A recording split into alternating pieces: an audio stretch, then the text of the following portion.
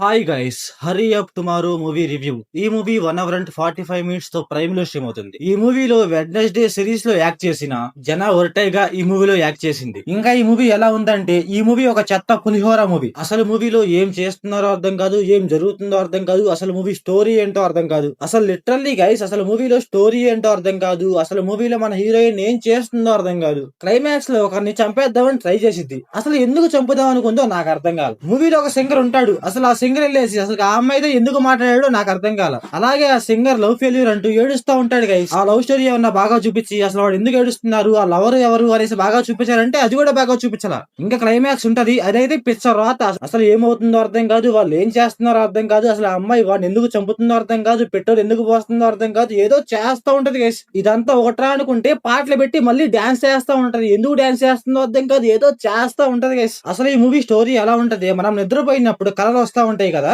ఆ కళలు కూడా వింత వింతగా వస్తా ఉంటాయి, ఎక్కడికి ఇక్కడికి సంబంధం లేకుండా. ఈ మూవీలో స్టోరీ కూడా అలాగే ఉంటుంది, ఎక్కడికి ఇక్కడికి సంబంధం ఉండదు అనమాట. అలాగే మూవీలో ఇది అవుతా ఉంటది, అదే మనకేం అర్థం కాదు. నాకైతే పిచ్చ అంటే పిచ్చ లాగ్ అనిపించింది. నాకు ఒక చిన్న హెల్ప్ చేయండి గైస్, మీరు మూవీ చూసి ఎవరైనా సరే మీకు మూవీలో ఏం అర్థమైందో కామెంట్ చేయండి గైస్ ప్లీజ్. మీకైతే పుణ్యం ఉంటది. నేను మూవీ చూస్తుంటే నాకేం అర్థం కావట్లేదు, అసలు ఏమవుతుందో అర్థం కావట్లేదు, నాకేమో తలకాయ పగిలిపోతుంది. అసలు ఇది మూవీరా అని చెప్పడానికి మూవీలో ఏం లేదనమాట.